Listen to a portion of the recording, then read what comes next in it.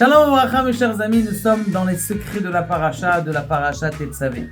Et comme vous le savez, dans la paracha de Tetzavé, on parle des habits somptueux qu'avait le Kohen Gadol. Et il y avait, au bout de ces habits, il y avait une kétonette, c'est-à-dire un grand manteau, comme une djellaba comme ça. Et au bout de cette djellaba, il y avait des petites cloches avec des rimons, c'est-à-dire avec des grenades. Cloche, grenade, cloche, grenade, cloche, grenade. A priori, ça sert à quoi que dans l'habit du Kohen Gadol, il y ait là-bas des cloches et des grenades. Et en plus, ça fait du bruit toute la journée. Le pauvre le Kohen Gadol, il est toute la journée en clochette, comme si... ça sert à quoi ce inyan-là? Alors, on va dire, bon, peut-être c'est pour le style, c'est pour qu'on puisse l'entendre tout le temps qu'il vienne. Bon, ça n'a pas d'importance énorme. Et autre chose, on sait très bien que Akadosh Baruch Hu, tout ce qu'il fait dans ce monde-là, il est bien médagdek. Chaque petite place de quelque chose, elle est dans le monde, elle a une place. Et il dit comme ça, le Maguid, c'est-à-dire l'ange qui parlait avec Rabbi Yosef Karo. Rabbi Yosef Karo, comme vous le savez, il parlait tous les soirs avec un ange et il communiquait avec lui et il lui dévoilait des secrets de la Torah qu'il n'avait pas dévoilés avant.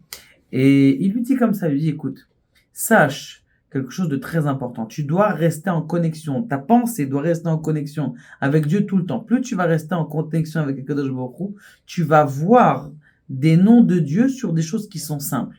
Et il a dit que lorsque il y a deux sortes de personnes, il y a des sortes de personnes que quand ils voient quelque chose, ils disent bon, c'est banal. Il y a deux choses, des autres sortes de personnes que lorsqu'ils voient quelque chose, même matériel, ils apprennent de ça. Par exemple, un trottoir. Est-ce qu'on peut apprendre quelque chose d'un trottoir? Ou encore mieux, un feu rouge, est-ce qu'on peut apprendre quelque chose? Un moussard d'un feu rouge, le grand rabbin de France, il disait, d'un feu rouge, on peut apprendre quelque chose. Qu'est-ce qu'on apprend du feu rouge? Tout simplement, le respect de l'autre. Tu vas t'arrêter, même si tu peux continuer. Maintenant, c'est la place à l'autre. Tu laisses la priorité à l'autre. D'apprendre à laisser le ve'avta l'erecha kamocha, même dans la rue. Du trottoir, je vous étais en train de dire. Quelqu'un, pourquoi est-ce qu'on met le trottoir? À l'époque, il n'y avait pas de trottoir. Qu'est-ce qui se passait quand il n'y avait pas de trottoir? Les calèches, elles allaient sur les endroits où il y avait les gens. Les gens, ils se faisaient écraser. De là, on voit que celui qui est faible, il faut l'élever. Les gens, ils ont l'habitude de voir des gens qui sont un peu autistes. Il est là, c'est rien. Le contraire. Quand c'est quelqu'un qui est faible, il n'a pas une voiture, qui est en train de marcher, eh bien, justement, il faut apprendre à l'élever. Le trottoir, ça apprend que quelqu'un qui est faible, il faut l'élever, faire attention à lui. Donc, de chaque chose, quelqu'un qui est intelligent, il peut apprendre de chaque chose.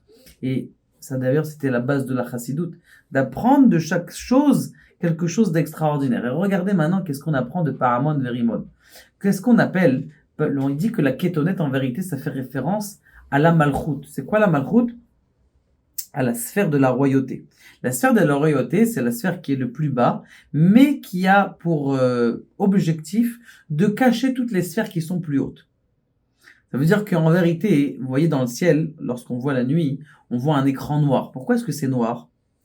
Vous savez pourquoi est-ce que c'est noir? Pourquoi est-ce que le halal, il est noir? A priori, s'il y a du soleil, c'est censé éclairer. Il devrait avoir tout le temps de la lumière. La réponse, elle est simple. C'est qu'Akadosh Baruch Hu, il a mis du noir pour cacher sa présence. Mais Akadosh Baruch Hu, lorsque le Mashiach il va venir, il va juste enlever ce halal là, et on va voir que toutes ces étoiles, en vérité, ce sont des sphères, des mondes extraordinaires, des mondes magiques qu'il y a au-dessus de nous et de façon extraordinaire. Lorsque quelqu'un, eh bien, il va enlever cette kétonette là, il va voir qu'en dessous, il y a des anges. Il y a deux sortes d'anges. Il y a les chayot, chashmal. C'est quoi ces deux sortes d'anges du chashmal? C'est quoi ces deux sortes d'anges de chashmal? Il y a des chayot, c'est-à-dire des anges, qui sont chash. Tu vois, ça rentrait pile dans la discussion, qui font un petit peu de bruit. Chash, comme le lachash. Et mal, mais mal mélote. Il y a des anges qui toute la journée ils parlent, et il y a deux anges qui toute la journée, eh bien, ils font des chuchotements de gloire d'Akadosh Baruch Hu. De là, on apprend qu'il y avait toujours un bruit de l'éloge et de la louange qu'Akadosh Baruch Hu faisait dans le monde. Dans le ciel, il y a toujours une éloge d'Akadosh Baruch Hu dans le monde. Maintenant, ça, on voulait l'entendre aussi au Beth Amikdash. Ces petites grenades et ces petites cloches, elles font référence à ces anges-là qui sont toute la journée en train de dévoiler Akadosh Baruch Hu, tout le temps en train de glorifier Akadosh Baruch Hu, comme ce qu'il a dit David Ameller. Il a dit à Dieu, Dieu, est-ce qu'il y a quelqu'un qui fait plus de louanges à moi plus que quelqu'un d'autre? Il lui dit, David Ameller, pour qui tu te prends? Même les grenouilles, toute la journée, elles sont en train de faire des cra, cra, cra. Toute la journée, elles sont en train de faire ça.